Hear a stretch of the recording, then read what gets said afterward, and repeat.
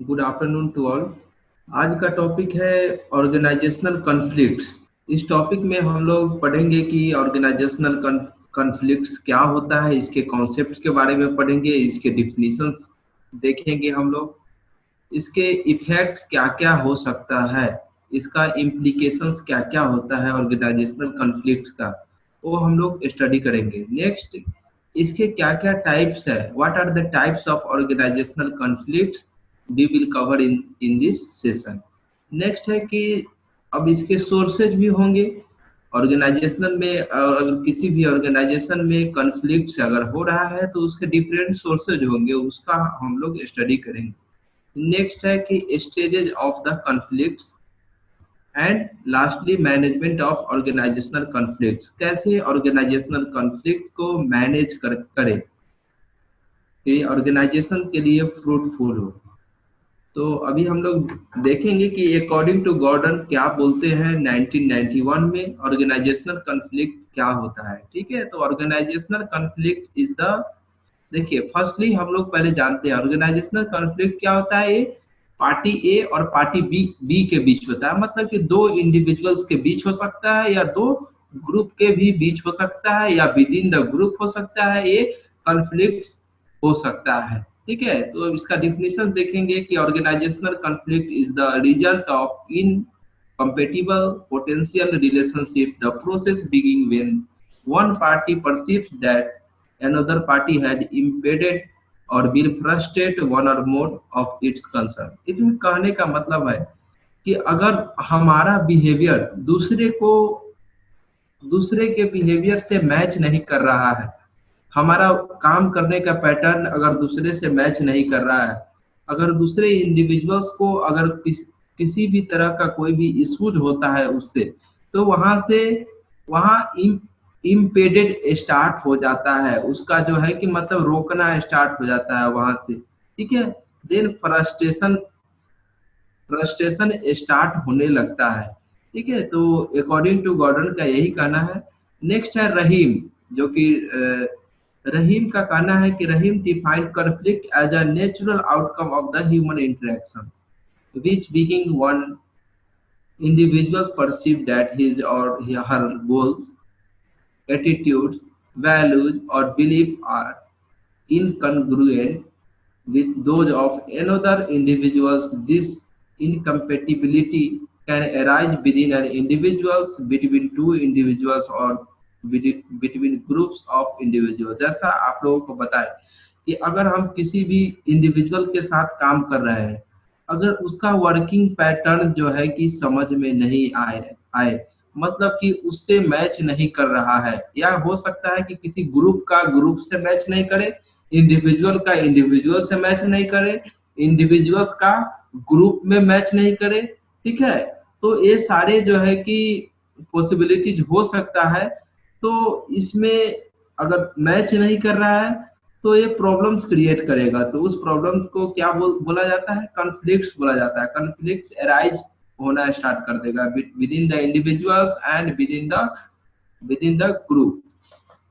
Next देखेंगे कि अब इसका समरी देखेंगे कि organisational conflict is the discord that arise when goals, interest और वैल्यू ऑफ डिफरेंट इंडिविजुअल्स और groups are incompatible and those people block or thwart each other's efforts of achieve their objectives। कहने का मतलब है कि अगर कोई भी, अगर किसी का, देखिए किसी का भी कोई गोल होता है, किसी भी इंडिविजुअल्स का भी गोल होता है और ग्रुप का भी गोल होता है। ठीक है, तो हर पर्सन का गोल्स अलग अलग होता है, इंटरेस्ट अलग अलग होता है। ठीक है, उसके वैल्यूज अलग अलग होंगे, उसके बिलीफ अलग अलग होंगे। तो ये सारे फैक्टर्स अगर मैच नहीं कर रहा है तो वहां जो है कि डिस्कॉर्ड, मतलब कि आपसी मतभेद स्टार्ट हो जाएगा, कलह स्टार्ट हो जाएगा। ठीक है, तो इसको हम लोग कॉन्फ्लिक्ट्स बोलते हैं। ठीक है, कि जो अगर स्पेसिफिक, कोई भी स्पेसिफिक ऑब्जेक्टिव्स है, ऑब्जेक्टिव्स को अचीव करने में अगर किसी भी तरह का कोई भी प्रॉब्लम्स अगर होता है, ठीक है, इंडिविजुअल में हो जाए या ग्रुप में हो जाए, चाहे वो इंडिविजुअल का कुछ अलग डिमांड्स हो, उसको कॉन्फ्लिक्ट्स बोलते हैं। Conflicts is the inevitable given the wide range of the goal for the different stakeholder in the organization. अब देखेंगे कि इसके कुछ पॉजिटिव इफेक्ट्स भी होते हैं। कॉन्फ्लिक्ट्स कहने का मतलब ये नहीं होता है कि उसके निगेटिव इफेक्ट्स ही होते हैं, इसके पॉजिटिव इफेक्ट होते हैं। देखिए कभी कभी होता है कि अगर कॉन्फ्लिक्ट अगर एराइज अगर नहीं होगा, ठीक है, तो वो सामने निकल के नहीं आएगा, उसका निगेटिव जो पॉइंट्स होता है वो सामने नहीं आएगा, ठीक है।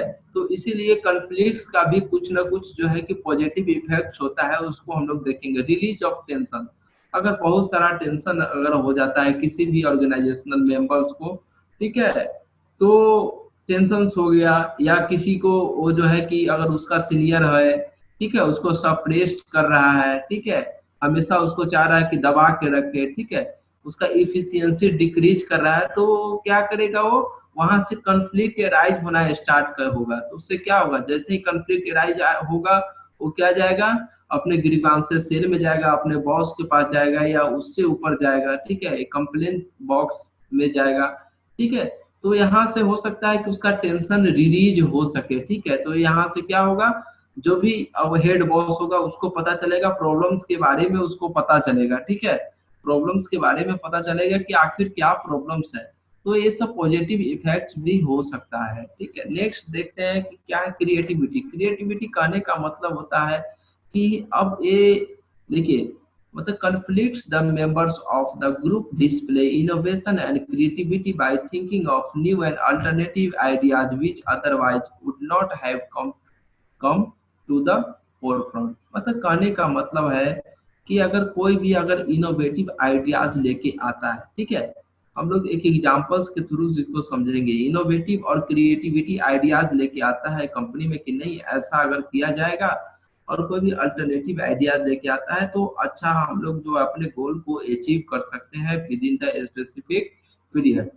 बट अगर वहां पर हो सकता है कि वो आइडियाज में दूसरा फिट नहीं बैठता हो, ठीक है, जो आइडिया पर्सन लेके आया है वो तो फिट बैठ रहा है क्योंकि उसका आइडिया है, बट अगर दूसरा पर्सन उसमें फिट नहीं बैठता हो, तो दिस इज कॉल्ड क्रिएटिविटी, इसको बोल सकते हैं। तो ये जो होता है कि किसी के लिए पॉजिटिव भी हो सकता है, ठीक है।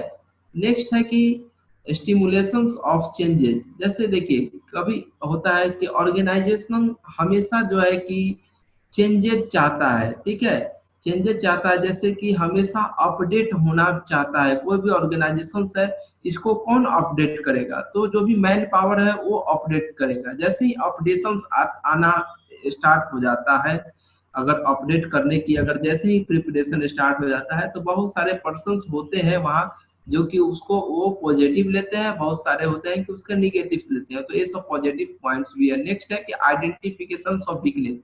जैसे ही कोई कॉन्फ्लिक्ट होगा, वैसे ही पता चलेगा कि हमारे ऑर्गेनाइजेशंस में क्या वीकनेस है, हमारे ऑर्गेनाइजेशंस का क्या वीकनेस है, तो ये सब वीकनेस सामने निकल के आएगा। नेक्स्ट है कि ग्रुप कोहेसिवनेस। इस कहने का मतलब अगर इन ग्रुप को भी अगर प्रॉब्लम्स अगर हो रहा है, कोई किसी भी तरह का कॉन्फ्लिक्ट हो रहा है, ठीक है, तो उसको क्या करेगा, देखिए यहाँ पर है inter group conflict promotes group cohesiveness as all members of one group stand together against the other.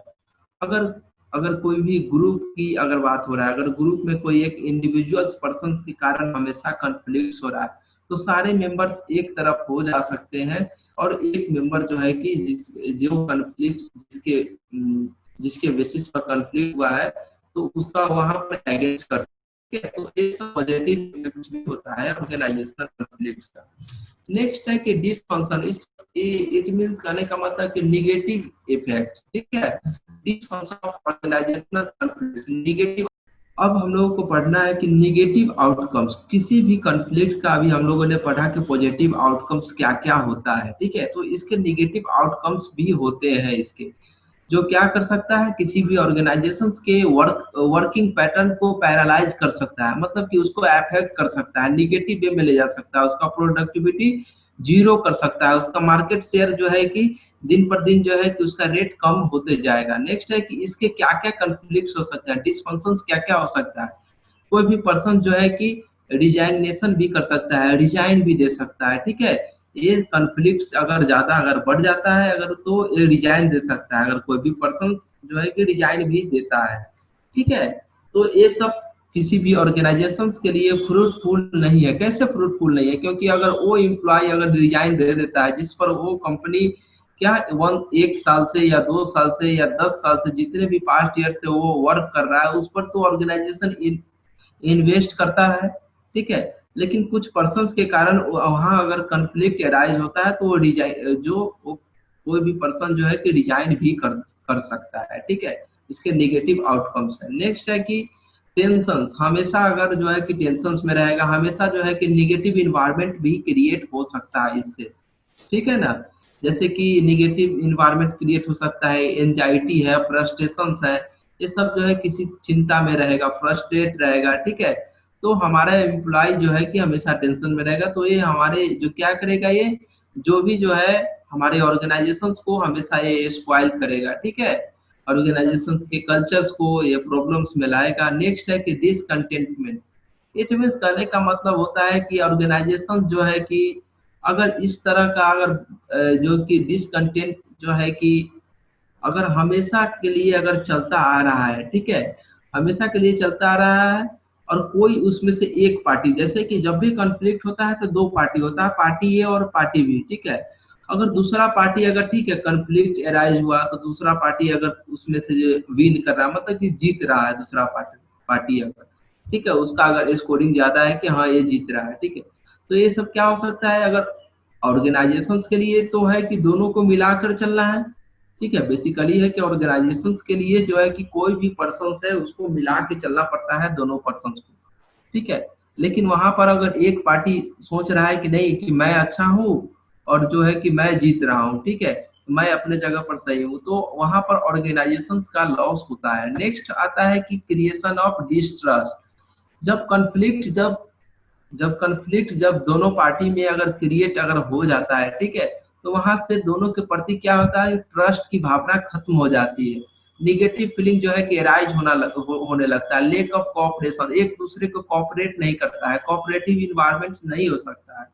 ठीक है, नेक्स्ट है कि गोल डिस्प्लेसमेंट, अगर कॉन्फ्लिक्ट राइज हो गया तो जो हमारा गोल है उसको काम तो साथ ही में करना है, बट जो हमारा गोल है, गोल जो है कि डिस्प्लेसमेंट होने का जो है कि डर रहता है किसी भी ऑर्गेनाइजेशन पे, तो दी जाता dysfunction of the organisational conflict. Next है कि अब जो है कि beginning of the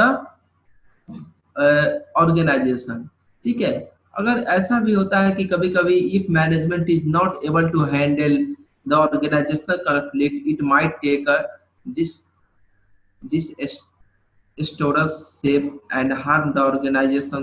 Management of organizational conflict is important for the health of the organization. Organizational conflict leads to tension and ultimately resignation of the employees, which weakness the organizations. यहाँ पर कहने का मतलब होता है कि weakness of the organization, कहने का मतलब ये होता है कि अगर दो conflict पार्टी ए और पार्टी बी, ठीक है, दोनों में अगर कॉन्फ्लिक्ट हुआ तो अगर ऑर्गेनाइजेशन उसको सॉल्व नहीं करेगी, तो अगर जैसे ही ऑर्गेनाइजेशन उसको सॉल्व नहीं करेगी तो यह हो सकता है कि दोनों में से एक ही पर्सन ऑर्गेनाइजेशन पे रहेगा, वो रिजाइन करके दूसरी कंपनी में वो चला जाएगा। तो यहाँ पर ऑर्गेनाइजेशन को काफी लॉस होता है।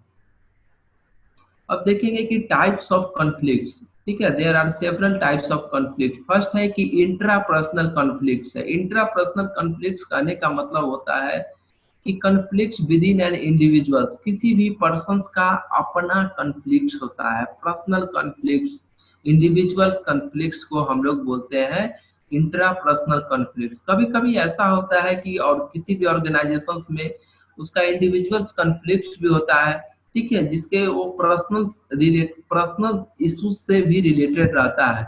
ठीक है, क्योंकि अगर देखिए अभी एक एग्जांपल्स के लिए देख सकते हैं, अगर कोई अगर वर्किंग वीमेन है, तो अगर वर्किंग वीमेन है उसको अगर मीटिंग भी अटेंड करना है, ठीक है, और घर पर वो एग्जांपल्स में आप लोग देख सकते हैं कि 1 year old daughter is very ill, और उसकी बेटी जो है डॉटर है उसकी बीमार है। ठीक है, एक ही टाइम में उसको मीटिंग भी करना है, ठीक है, एक ही टाइम में उसको मीटिंग भी करना है और उसको घर भी जाना है। घर से अगर कॉल आता है कि बेटी बीमार है, उसकी डॉटर बीमार है, तो अब यहाँ पर देखिए क्या प्रॉब्लम्स हो सकता है, ठीक है। अब यहाँ पर जो है कि उसको उसके पास दो ऑप्शन है, या तो वो अपना ड्यूटी या तो वो अपना ड्यूटी निभाएगी, अदरवाइज वो अपने डॉटर्स को जो है कि डॉटर्स को जो है कि हॉस्पिटल लेके जाएगी, या जो भी होगा इमरजेंसी सेवा देगी, ठीक है।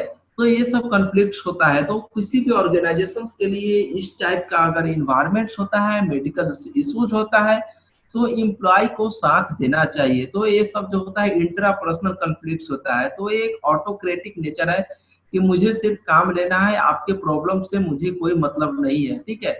तो ऐसे सिचुएशंस में ऑर्गेनाइजेशंस को काफी लॉस होता है। तो अगर किसी भी अगर वर्किंग वीमेन है या कोई भी अगर हेल्थ इश्यूज है, तो उसको हेल्प किया जाता है, पहले सब काम छोड़ के पहले उसको हेल्प जो है कि किया जाता है, ठीक है। नेक्स्ट आता है कि इंटरपर्सनल कॉन्फ्लिक्ट्स। कहने का मतलब होता है कि कॉन्फ्लिक्ट्स बिटवीन टू इंडिविजुअल्स। अभी हम लोग पढ़ रहे थे इंट्रापर्सनल कॉन्फ्लिक्ट्स पढ़ रहे थे कि जो कि पर्सनल पर्सनल इश्यूज से रिलेटेड था, ठीक है। अब इंटरपर्सनल पढ़ रहे हैं, दो पर्सन्स के बीच में जब भी कोई कॉन्फ्लिक्ट्स होता है उसको इंटरपर्सनल कॉन्फ्लिक्ट्स बोलेंगे, जिसके डिफरेंसेज इन देयर गोल्स, दोनों के गोल्स एक ही है। ऑर्गेनाइजेशन तो डिसाइड करती है कि दोनों एक ही गोल पर काम करेगा, बट कॉन्फ्लिक्ट्स के कारण दोनों का गोल एंड वैल्यूज अलग अलग हो जाता है, ठीक है।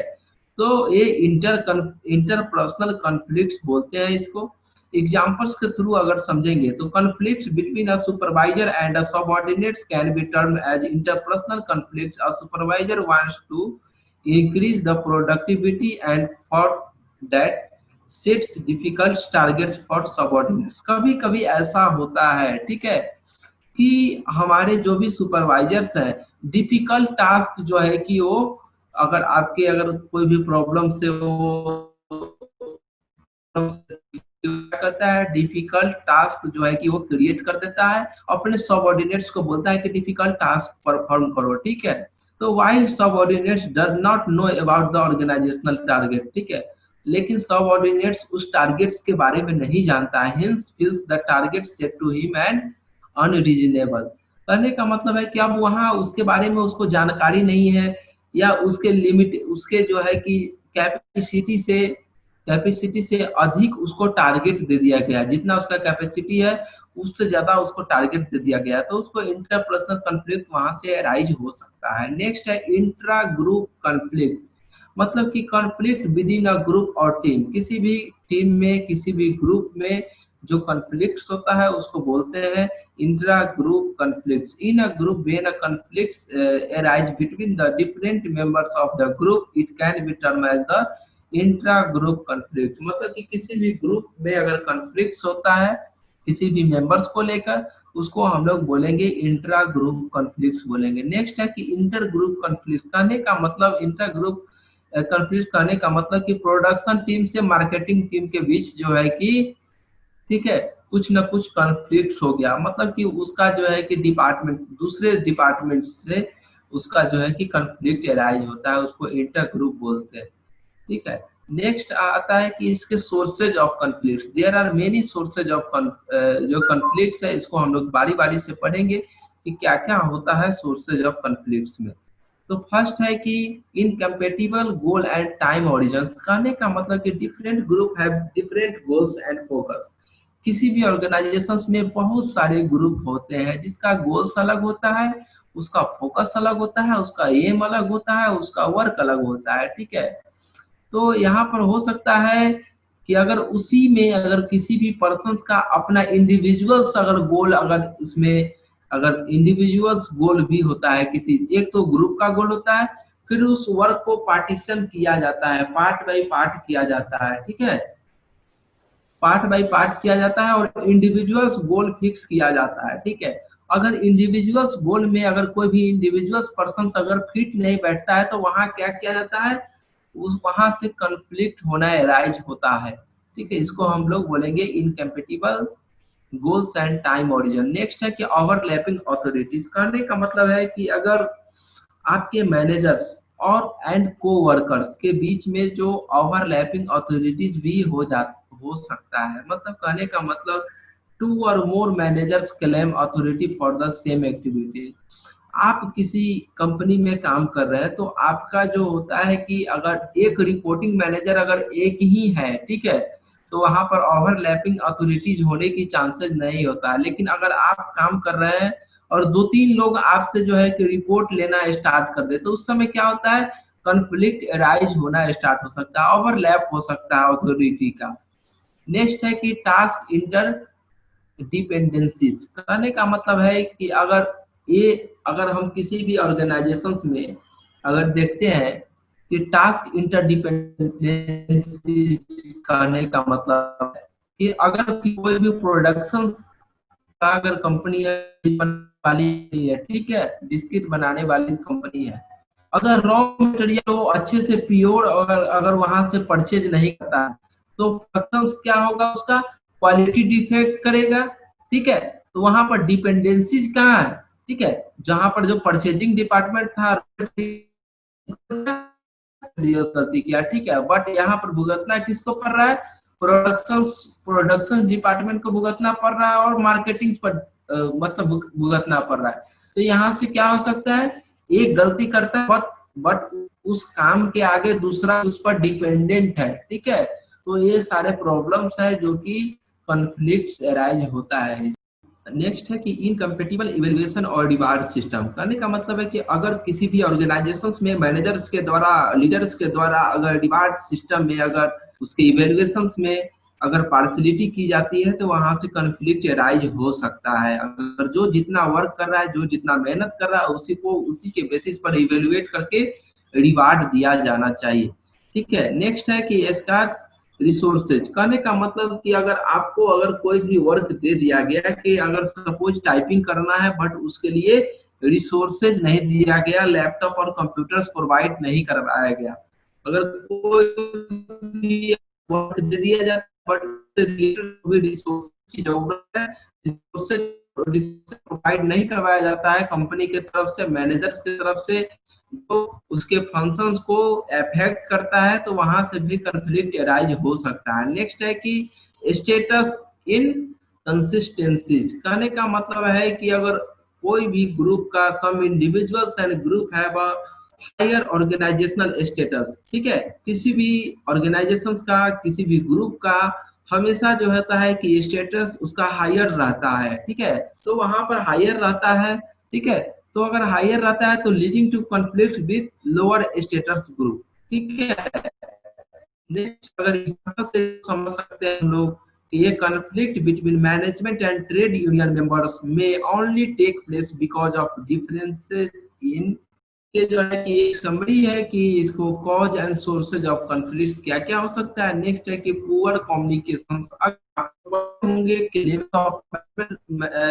ऑफ मैनेजमेंट में पढ़े हैं आप लोग, क्योंकि टॉप लेवल मैनेजमेंट होता है, मिडिल लेवल मैनेजमेंट होता है, लोअर लेवल मैनेजमेंट होता है। अगर तीनों के बीच में अगर पुअर कम्युनिकेशन है तो वहां से भी कॉन्फ्लिक्ट हो सकता है। नेक्स्ट है कि बिहेवियरल एस्पेक्ट ऑफ कॉन्फ्लिक्ट, कोई भी इंडिविजुअल्स, कोई भी ग्रुप, कोई भी लीडर, कोई भी मैनेजर किस टाइप का बिहेवियर एक्टिविटीज करता है, ठीक है, परफॉर्म करता है, उसके बेसिस पर भी कॉन्फ्लिक्ट अराइज हो सकता है। नेक्स्ट है कि लैक ऑफ इंफॉर्मेशन, हो सकता है कि किसी भी सब्जेक्ट के बारे में, किसी भी इश्यूज के बारे में जानकारी नहीं है, तो उसके लिए उससे भी कॉन्फ्लिक्ट अराइज हो सकता है। लिमिटेड रिसोर्सेज कहने का मतलब अभी आप लोगों को बताए हैं कि लिमिटेड रिसोर्सेज क्या हो सकता है, अगर कोई भी वर्क आपको असाइन करवाया जाता है, उससे रिलेटेड अगर आपको रिसोर्सेज प्रोवाइड नहीं करवाया जाएगा तो वर्क परफॉर्म अच्छे से नहीं होगा, ठीक है। तो यहाँ पर लिमिटेड रिसोर्सेज भी एक जो है कि मेन जो है कि कौन है, सोर्सेज ऑफ कॉन्फ्लिक्ट का। नेक्स्ट है कि गोल इन कंपेटिबिलिटी, कहने का मतलब कि अगर गोल को अगर गोल भी अगर टाइम टू टाइम अगर चेंज होते जा रहा है, गोल तो एक ही बार डिसाइड हो जाता है किसी भी कंपनी में, बट अगर कॉन्फ्लिक्ट अगर जरूरत से अगर ज्यादा कॉन्फ्लिक्ट हो जाता है, ठीक है, तो वहां पर जो है कि गोल को, क्योंकि अगर गोल अगर जैसे ही डिसाइड होता है, ऑब्जेक्टिव डिसाइड होता है, तो उसका एक स्पेसिफिक टाइम डिसाइड होता है, ठीक है, टाइमलाइन डिसाइड होता है कि इतने दिन में इसको कंप्लीट करना है, तो इतने दिन में इसको कंप्लीट करना है, बट अगर कॉन्फ्लिक्ट्स के कारण कंप्लीट नहीं हो पाता है, ठीक है, तो गोल्स तो गोल्स का भी जो है कि टाइम बढ़ जाता है, उसका टाइम पीरियड बढ़ जाता है। तो यहाँ ये भी सोर्सेज और कॉज होता है कॉन्फ्लिक्ट का। नेक्स्ट देखेंगे, there are 5 stages of the conflict. Conflict कैसे राइज होता है? तो फर्स्ट है लेटेंट कॉन्फ्लिक्ट्स है। कहने का मतलब कि एक ऐसे ही पहले विचार आता है किसी भी पर्सन के बारे में, कॉन्फ्लिक्ट, ठीक है, कि अगर किसी भी विचार आता है कि नहीं मैं जो है कि अच्छा फील नहीं कर रहा हूँ इसके साथ, सपोज अगर एक सबऑर्डिनेट्स का एग्जांपल लेते हैं, तो सबसे पहले क्या आएगा? विचार आएगा, मन में भावना आएगा कि नहीं ऐसा जो मैं कर रहा हूँ उसका आउटकम जो आना चाहिए वैसा आउटकम्स नहीं आता है। नेक्स्ट क्या है? परसिव्ड कॉन्फ्लिक्ट, मतलब अब वो जो है कि आपके इमोशनल एक्टिविटीज में जो है कि, ठीक है, इमोशनल एक्टिविटीज में कन्वर्ट होते होते जाएगा लेटेंट कॉन्फ्लिक्ट। पहले तो आपके माइंड में आया, नेक्स्ट आपके इमोशनल में, इमोशनल से ऐड हुआ और उसके डिफरेंसेस जो है कि ढूंढना स्टार्ट कर देगा। नेक्स्ट है कि फेल्ड कॉन्फ्लिक्ट। अब इसका जो है कि अगला स्टेज है फेल्ड कॉन्फ्लिक्ट। कहने का मतलब कि अब यहाँ से जो है कि टाइप ऑफ टेंशंस, अब जो है यहाँ पर कंपैरिजंस जो है कि करना स्टार्ट हो जाता है। कोई भी इंडिविजुअल्स कंपैरिजंस करना स्टार्ट कर देता है, उसका डिफरेंसेस निकालना स्टार्ट कर देता है, ठीक है। और वहां पर जो है कि अब क्या हो सकता है, अब वो मोटिवेशन जो है कि उसका किस तरफ जाता है? टेंशन की तरफ जो मोटिवेशन जाता है, ठीक है। नेक्स्ट है कि मैनिफेस्ट कॉन्फ्लिक्ट्स। कहने का मतलब कि अब जो है कि बिहेवियर्स, अब जो सीनियर जूनियर में या सबऑर्डिनेट्स में और मैनेजर्स का बिहेवियर अब जो है कि थोड़ा थोड़ा चेंज होना स्टार्ट हो जाता है। पेन एग्रेशन हो जाता है, ठीक है, एपैथी हो जाता है, सेबोटेज हो जाता है, विड्रॉल हो जाता है, यहाँ यहाँ तक कि रिजाइन भी देता है कोई भी इंडिविजुअल। तो सारे जो है कि कॉन्फ्लिक्ट हो जाना स्टार्ट हो जाता है। तो मिडिल स्टेज है, लास्ट स्टेज है कि कॉन्फ्लिक्ट आफ्टर मैथ।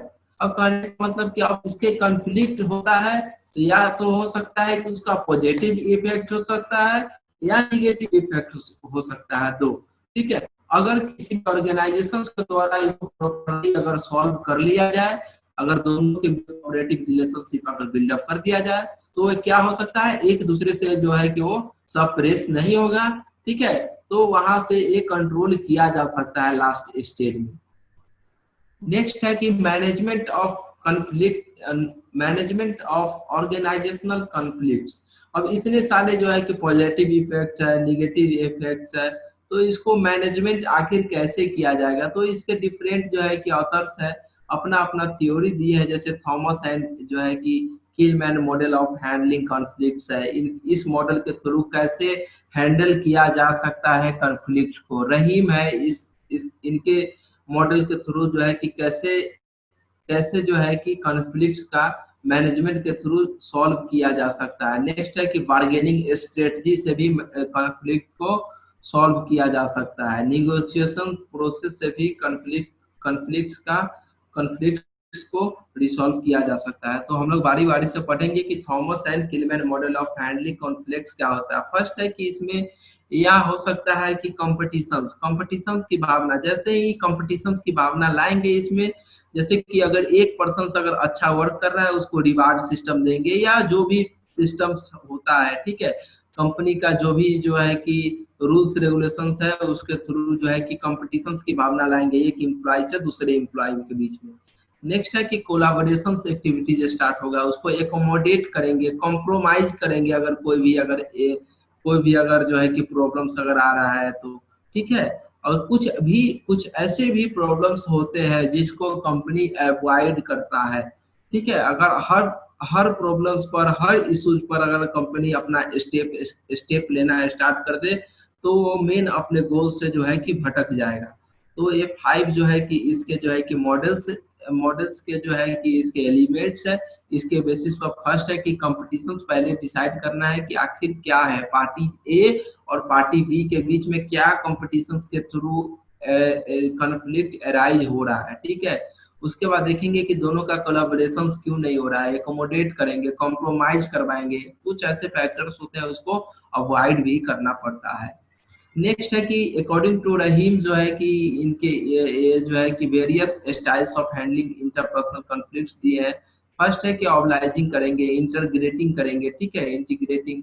नेक्स्ट है कि कॉम्प्रोमाइजिंग भी करेंगे, डोमिनेटिंग भी करेंगे, अवॉइडिंग करेंगे, तो ये सारे जो है कि स्टेप्स हैं, स्टाइल्स है, तो इसके थ्रू जो है कॉन्फ्लिक्ट को जो है कि खत्म किया जा सकता है किसी भी ऑर्गेनाइजेशन में। नेक्स्ट है कि बार्गेनिंग स्ट्रेटजी लाएंगे। बार्गेनिंग स्ट्रेटजी कहने का मतलब होता है कि अगर जैसे कि लेबर मैनेजमेंट के अगर एग्जांपल हम लोग लेंगे, ठीक है, तो labour management bargaining, labour wants more wages. हमेशा लेबर चाहता है कि ठीक है कि हम जो है कि ज्यादा से ज्यादा हमको वेजेज मिले, ज्यादा से ज्यादा सैलरी मिले, ज्यादा से ज्यादा इंसेंटिव मिले। लेकिन यहाँ पर मैनेजमेंट क्या चाहती है कि कितना कम से कम वेजेज में, कितना कम से कम सैलरीज में हम लोग जो है कि काम करेंगे। ठीक है, तो दोनों के बीच में बार्गेनिंग जो है कि अब जो है कि दोनों के बीच में अगर बार्गेनिंग नहीं करेंगे, दोनों के बीच में अगर मीटिंग नहीं होगी, ठीक है, तो एक दूसरे से दोनों सेटिस्फाई नहीं होगा तो कॉन्फ्लिक्ट होगा। ट्रेड यूनियन जो है कि चला जाएगा, कहाँ चला जाएगा, स्ट्राइक्स पर चला जाएगा, तो वहां पर प्रोडक्शन को क्षति पहुंचेगा। ठीक है, तो डिस्ट्रीब्यूटिव बार्गेनिंग प्रोसेस के थ्रू भी जो है कि अगर लेबर यूनियंस को मैनेजमेंट दोनों बैठकर, ठीक है, और जो कि एक मिनिमम जो वेजेस होना चाहिए वो फिक्स करेगी।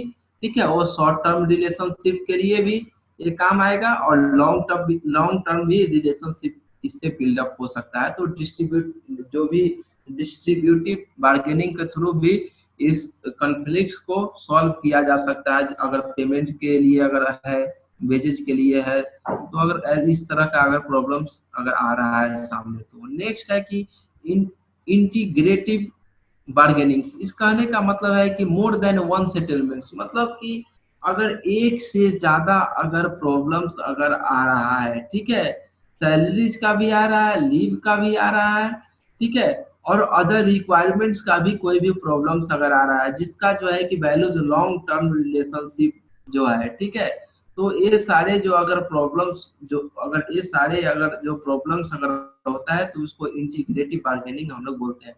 इसके डिफरेंसेस हम लोग देखेंगे नेक्स्ट।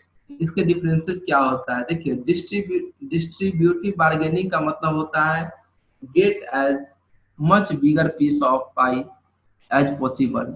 नेक्स्ट है इंटीग्रेटिव बार्गेनिंग का मतलब होता है to expand the pie so that each party gets a bigger part. Motivations क्या हो सकता है इसका, इसमें बीन भी हो सकता है, वहां पर जो है कि लूज भी हो सकता है, बट ये इंटेग्रेटिव में जो होता है दोनों जो है कि विन का ही चांसेस रहेगा। ठीक है, क्योंकि इसमें दोनों दोनों पार्टी को इस तरह से समझाया जाएगा, पार्टी ए पार्टी बी को इस तरह से समझाया जाएगा कि दोनों पार्टी को कोई भी प्रॉब्लम्स ना हो। ठीक है, और जो भी बेनिफिशियल सॉल्यूशन निकले। नेक्स्ट है कि इसका अपोज होगा, एक कन्ग्रुएंट होगा, मतलब कहने का मतलब, ठीक है। नेक्स्ट है इसका information sharing low as it will allow other party to take advantage. Next है कि high as it will allow reach a fruitful solutions. कहने का मतलब कि जो भी फ्रूटफुल सॉल्यूशंस होगा ऑर्गेनाइजेशंस के लिए भी और जो हमारे एम्प्लॉय के लिए भी, वो किया जाता है इंटीग्रेटिव बार्गेनिंग में। नेक्स्ट है कि ड्यूरेशन ऑफ रिलेशनशिप, ये शॉर्ट टर्म्स के लिए होता है, ये लॉन्ग टर्म के लिए होता है, तो ये दोनों में से बेटर होता है इंटीग्रेटिव बार्गेनिंग होता है। नेक्स्ट देखेंगे कि निगोशिएशन प्रोसेस क्या होता है। निगोशिएशन प्रोसेस जो निगोशिएट किया जाता है एक दूसरे पार्टी ए और पार्टी बी के बीच में, ठीक है, इसके लिए जो है कि प्रॉपर जो है कि पहले प्लानिंग किया जाता है, उसके बाद डिफाइन किया जाता है कि आखिर ग्राउंड का क्या रूल्स है। ठीक है, दोनों के ग्राउंड, पार्टी ए का क्या ग्राउंड है, पार्टी बी का क्या ग्राउंड है, दोनों को जो है कि दोनों को बैठाया जाता है, दोनों का ओपिनियन जाना जाता है। ठीक है, नेक्स्ट है कि क्लेरिफिकेशन किया जाता है, उसका जस्टिफिकेशन किया जाता है। नेक्स्ट है कि बार्गेनिंग या प्रॉब्लम सॉल्विंग किया जाता है। नेक्स्ट उसको क्लोजर एंड इम्प्लीमेंट किया जाता है, जो भी सॉल्यूशंस होगा उसका ही इम्प्लीमेंट किया जाता है।